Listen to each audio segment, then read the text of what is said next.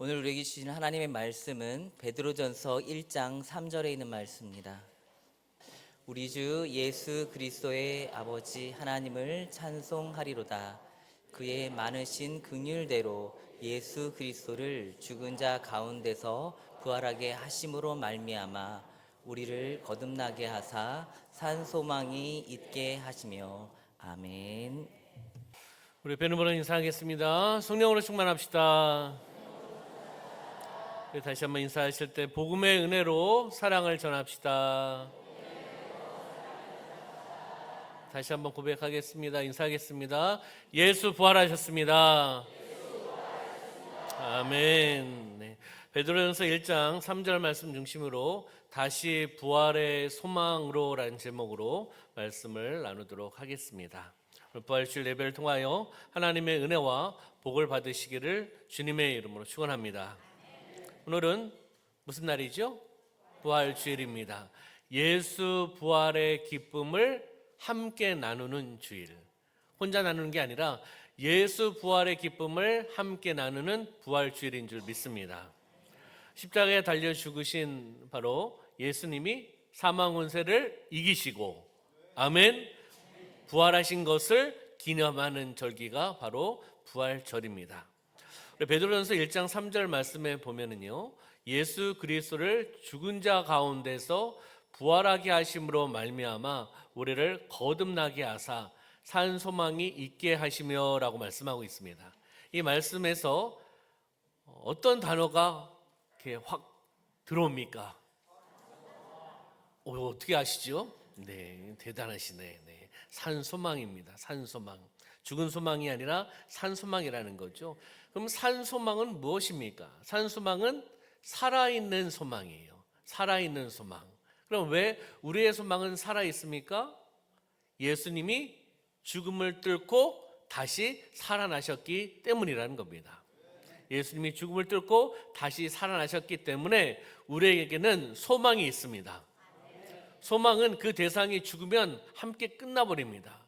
예수 그리스도, 우리의 소망, 우리의 만왕의 왕, 나의 구원자, 나의 구세주, 나의 주인이고 나의 주님임을 믿으며 나아가는 줄 믿습니다. 그분이 우리에게 소망을 주시는 분이라는 거죠. 십자가에서 죽으시고 끝이 아니라 죽으시고 부활하셨습니다. 살아나셨습니다. 그렇기 때문에 우리에게, 나에게 무엇이 있다? 소망이 있다는 것을 우리에게 말씀해 주고 있는 겁니다. 그러면 바로 사도 바울은 고린도전서에서 말씀을 합니다. 고린도전서 15장 17절에서 그리스도께서 다시 살아나신 일이 없으면 너의 믿음도 어때요? 헛되고 라고 말씀하는 거예요. 그리스도께서 다시 살아난 일이 없다면, 만약 부활이 없다면 너의 믿음은 헛된 거다라고 이야기하고 있는 거죠. 부활을 믿으십니까? 그럼 부활이 있기에 오늘 우리의 소망은 살아 있습니다.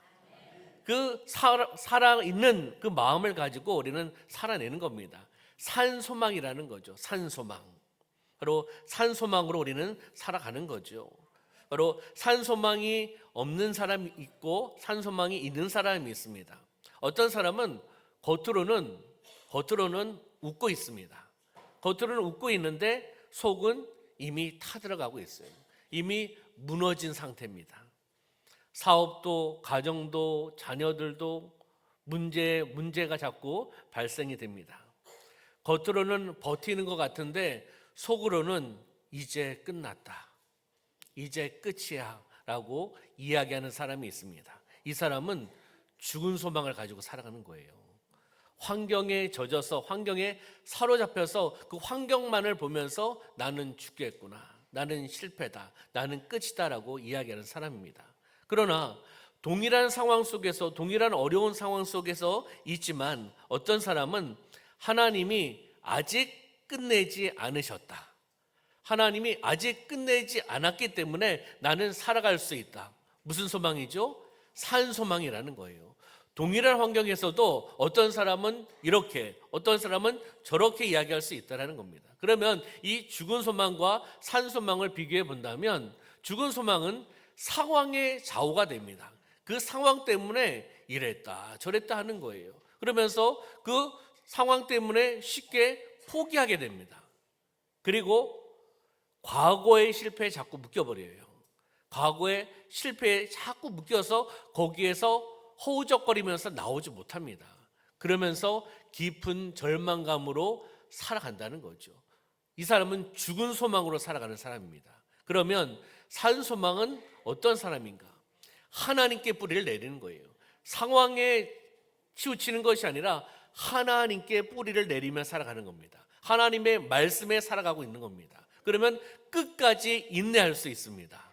끝까지 인내하고 살아갈 수 있다는 거죠. 그러면서 미래를 보는 거죠. 과거로 가는 것이 아니라 바로 미래지향적으로 소망을 가지고 거룩한 기대감을 가지고 나아가는 사람이 바로 산 소망을 가지고 살아가는 삶인 줄 믿습니다. 그러면 우리 사랑하는 성도 여러분, 우리 중고등부 친구들, 여러분들은, 우리 성도님들은 산 소망으로 살아가고 계십니까? 죽은 소망으로 살아가고 계십니까? 네, 산 소망으로 살아내시기를 소망합니다. 아멘. 바로 산 소망. 여러분의 소망은 살아 있습니까? 아니면 죽어 있습니까? 옆에 있는 분 바라보시면서 물어보세요. 당신의 소망은 살아 있습니까? 죽어 있습니까? 시작.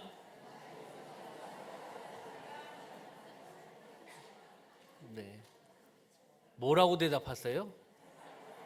살아 있대요? 아니면 죽었대요? 네, 살아 있대요. 네, 할렐루야. 네, 우리 공동체 살아 있는 줄 믿습니다. 그럼 부활이 우리를 어떻게 바꾸는지, 그 부활이 우리를 어떻게 변화시키는지를 한번 말씀을 통해서 보도록 하겠습니다. 베드로는 분명하게 말합니다. 부활하게 하심으로 말미암아 우리를 어떻게 해요? 거듭나게 하사. 거듭남을 이야기하는 거죠. 바로 중생, 거듭남을 이야기하고 있는 것을 보게 됩니다. 여기서 중요한 단어는 거듭남입니다. 거듭남. 거듭남. 요한복음 11장 25절 중간에 있는 말씀 한번 볼까요? 시작. 나는 부활이요 생명이니 나를 믿는 자는 죽어도 살겠고 아멘. 바로 부활은 실제 있었던 일입니다. 예수 그리스도의 부활 믿으십니까? 부활은 예수님의 사건입니다. 근데 거기에서 끝나서는 안 돼요. 예수님의 사건 끝이 아니라 예수님의 사건이자 곧 누구의 사건이다? 나의 사건으로 바라보시길 소망합니다. 바로 나의 사건이다. 다시 이야기하면 예수님의 그 부활이 내 삶의 근본적인 구조를 변화시킬 줄 믿습니다. 바꾼다는 거예요. 예수 그리스도의 그 부활을 통해서 나의 삶이 변화되어 나간다. 거듭되어 나간다. 성장되어 나간다. 하나님 앞에 나아간다. 믿음으로 나아가시기를 소망합니다. 아멘. 그렇듯이 내 삶의 구조를 바꿔버리는 것이 예수님의 부활이라는 겁니다. 예수님의 그 부활을 믿으며 우리의 삶이 더욱더 변화되고 성장되고 하나님 앞에 더 가까이 나가는 줄 믿습니다. 그럼 우리 한번 선포해 볼까요? 말씀 띄워주시면 과거의 사건이 아니라는 거예요. 예수님의 부활은 과거의 사건으로만 바라봐서는 안 된다는 거죠. 어떻게 해요? 오늘의 현재로 보셔야 된다는 겁니다. 예수님의 부활은 오늘의 현재입니다. 한번 따라해 볼까요? 예수님의 부활은 오늘의 현재입니다. 현재, 지금, 오늘 그 예수님의 부활을 적용을 하는 겁니다. 그리고 머리로 하는 교리가 아닙니다. 예수님의 부활은요, 교리, 기독교적인 교리, 율법적인 부분, 이것으로 이해하면 안 된다는 겁니다. 예수님의 부활은 세상을 이기는 능력입니다. 아멘. 한번 따라해볼까요? 예수님의 부활은 세상을 이기는 능력입니다. 아멘. 달력에 적혀있는 부활절, 부활주일, 기념일, 절기, 이거에 국한되시면 안 됩니다. 지금 나를 살려내는 하나님의 능력이다. 예수님의 부활은 지금 나를 살려내는, 나를 회복시키는, 나를 성장시키는, 아멘, 하나님의 능력인 줄 믿습니다. 한번 따라해볼까요? 예수님의 부활은 지금 나를 살려내는 하나님의 능력입니다. 아멘. 그럼 우리는 어떻게 예수님의 그 부활을 바라보면서 어떻게 살아가야 될까요? 중요한 것은 내 삶의 현장에서 어떻게 살아내느냐가 중요한 거예요. 그러면 어떻게 살아내느냐? 첫 번째는 바로 절망의 언어를 확실하게 끊어내셔야 됩니다. 절망의 언어를 끊어내시기를 소망합니다. 부정적인 언어를 끊어내시기를 소망합니다. 오늘 당장 버려야 될 단어들, 이제 끝났다. 이제 끝났다. 절대 안 돼. 나는 해도 안 돼. 부정적인 거잖아요. 절망적인 언어입니다. 우리 중고등부 친구들, 우리 성도님들 그렇잖아요. 이제 끝났다. 내 인생은 이제 끝이야. 뭘 보면서요? 환경 때문에. 그리고 우리 중고등부 친구들 성적을 보면서. 성적은 뭐죠? 행복순위 아니잖아요. 거꾸로인가? 네. 그렇잖아요. 우리가 어떤 상황에 따라서 이 상황 때문에 이제 끝났다. 자포자기하면 안 된다는 거예요. 왜요? 예수님의 부활이 있는데 그 예수님의 부활을 통해 우리에게 소망을 주셨는데 아직 그 성적, 지금 뭐 상황 이것 때문에 내 인생을 포기하면 안 되지 않습니까? 하나님께서 다시 기회를 주시는 줄 믿습니다. 이제 끝났다. 절대 안 된다. 해도 안 된다. 나는 안 변해. 그렇게 생각하고 그렇게 고백하면 거기에서 끝입니다. 진짜. 그렇잖아요. 두 번째는요. 부활의 언어를 선포하시기를 소망합니다. 부활의 언어를 입술로 선포하고 고백하며 나가는 거예요. 상황이 어떤 환경이 어렵다 하더라도 그 상황 속에서 하나님은 지금도 일하고 계신다. 하나님은 나의 삶 가운데 이 어려운 상황 속에서도 고난과 역경 속에서도 하나님은 살아계신 분이고 나와 함께 하시고 하나님은 지금도 일하고 계신다라는 믿음의 부활의 언어를 선포하시기를 소망합니다. 다시 이야기하면 부정적인 사고가 아니죠. 긍정적입니다. 말씀 중심입니다. 하나님 중심이에요. 하나님은 지금도 일하고 계십니다. 우리 중앙교회 가운데 하나님 일하고 계시는 줄 믿습니다. 세 번째는요, 바로 아주 작은 것부터 다시 시작하는 거예요. 아주 큰 걸 잡아가지고 뭘 해보고자 하는 그런 마인드가 아니라 부활의 위대한 능력, 그 부활의 위대한 능력은 거창한 이벤트가 아닙니다. 내 삶의 작은 순종부터 진행되는 거예요. 예수님 그 하나님의 말씀을 이루기 위해서 작은 순종부터 믿음의 한 걸음 한 걸음을 내디디면서 조롱도 받고 멸시도 받고 침뱉음도 받고 어려움도 당하고 그리고 십자가에 달리시고 십자가에서 모진 고통과 아픔이 있었지만 그것을 참으시고 십자가에서 죽으셨습니다. 그리고 부활하셨습니다. 뭐죠? 순종입니다. 작은 순종으로 시작되는 겁니다. 작은 순종으로 시작하며 나가는 삶이 되기를 소망합니다. 말씀을 통한 작은 순종으로 믿음의 한 걸음 한 걸음을 내디디면 내 삶이 변화됩니다. 하나님과 더 가까워집니다. 하나님이 말씀하신 것을 들을 수가 있습니다. 하나님의 마음이 무엇인지를 알 수가 있습니다. 하나님의 뜻이 무엇인지 알 수 있습니다. 하나님의 방법이 무엇인지 알 수 있다는 거예요. 내 삶 속에서 작은 순종으로 다시 시작되어 나가는 그러한 삶이 되시기를 소망합니다.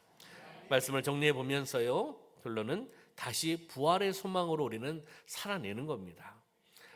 부활주일 연례적인 그러한 부활주일로 보시면 안 됩니다. 다시 부활의 소망으로 살아내겠습니다. 다시 부활의 소망으로 살아내겠습니다. 어디에서요? 삶의 현장에서, 내 삶의 현장 가운데 살아내겠습니다. 다시 이야기하면 나의 삶에 다시 살아나야 할 것이 무엇이 있을까? 나의 삶에 있어서 다시 살아나야 될 것, 부활되어야 될 것, 회복되어야 될 것, 성장되어야 될 것은, 치료받아야 될 것은 무엇이 있을까요? 무엇이 있을까? 무너진 믿음입니까? 무너진 믿음이 다시 살아나야 됩니까? 무너져 버린 믿음, 그 믿음이 회복되어야 됩니다. 차갑게 식어버린 그 기도 회복되어야 됩니다. 다시 살아나야 된다는 거예요. 그리고 상처받고 포기한 하나님께서 나에게 주신 사명, 그 사명이 회복되어야 될 줄 믿습니다. 다시 살아나야 할 것이라는 거예요. 영적 부활을 이야기를 하고 있는 겁니다. 우리의 삶 가운데 이 부활주를 통해서 무너진 믿음이, 식어버린 기도가, 포기해버린 사명이 다시금 살아나는, 다시금 회복되는, 다시금 성장되어 나가는 삶이 되시기를 주님의 이름으로 축원합니다.